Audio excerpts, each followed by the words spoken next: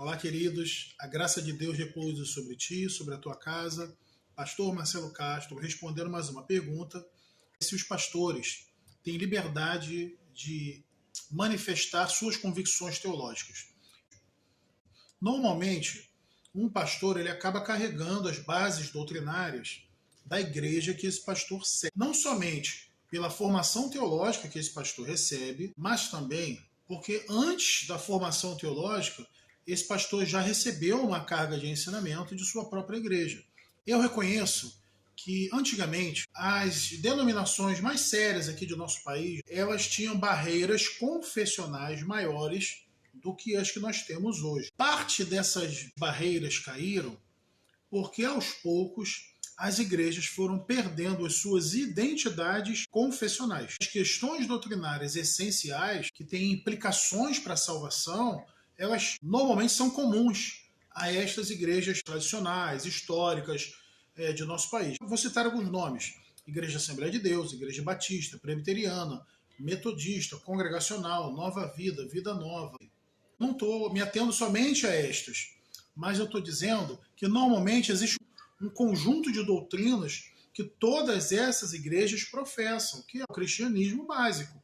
Enfim, quando a gente fala de liberdade, normalmente a gente está tratando de doutrinas que não trazem nenhuma implicação para a nossa salvação. Normalmente, as doutrinas que trazem mais divergências entre igrejas e pastores são as doutrinas, do meu ponto de vista, da salvação e da consumação, ou últimas coisas. Nestas duas doutrinas, eu acredito que nós encontremos maior espaço de divergência entre as igrejas e pastores. Agora, se o pastor tem liberdade ou não, vamos lá. Existem igrejas que têm um posicionamento oficial quanto a estas doutrinas, mas seus pastores têm liberdade para defenderem correntes teológicas variadas. Tanto que, num ensinamento, por exemplo, numa igreja desse perfil, num ensinamento sobre a doutrina da salvação, normalmente esses pastores de uma igreja que tem a maior liberdade de reflexão teológica, eles vão levar ao público as correntes teológicas existentes sobre as doutrinas da salvação, ainda que reforcem a corrente teológica de sua preferência ou adotada pela sua igreja.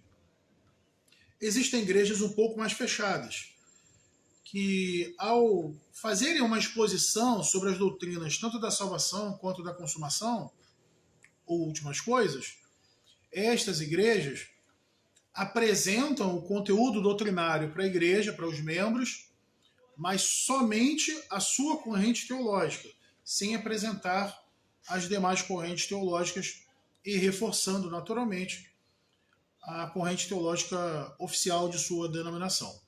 Enfim. Então, a resposta é sim e não. Existem igrejas nas quais os seus pastores têm mais liberdade, sim, de expressar as suas convicções teológicas. Existem igrejas que o pastor tem menos liberdade. As pregações e os ensinamentos baseados tão somente na confissão daquela denominação. Eu acredito que a maioria das igrejas hoje tem uma liberdade bem maior do que antes. Eu sirvo na Assembleia de Deus, Ministério de Cordovil, como um pastor auxiliar. A Assembleia de Deus antes foi uma igreja muito fechada.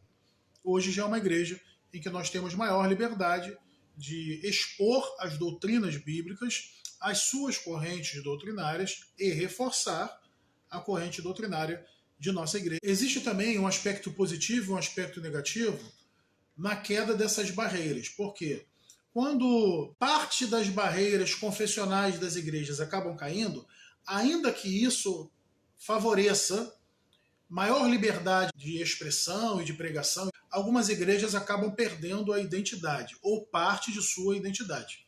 Então é muito comum hoje nós vermos igrejas pentecostais trazendo para seus cultos elementos de igrejas neopentecostais. Do mesmo modo, é comum vermos igrejas chamadas tradicionais trazendo para os seus cultos elementos de igrejas pentecostais. Então isto acaba meio que retirando a plena identidade confessional daquela igreja. Mas até que ponto também é importante nós termos uma plena identidade confessional e não nos atermos ao cristianismo puro e simples? Então, desfruto sim, graças a Deus, na igreja que sirvo, de liberdade, não somente de reflexão teológica, mas de pregação e de ensinamento, reforçando sempre o perfil e a identidade de nossa igreja, Assembleia de Deus. Deus te abençoe, gostei muito da pergunta. Um forte abraço.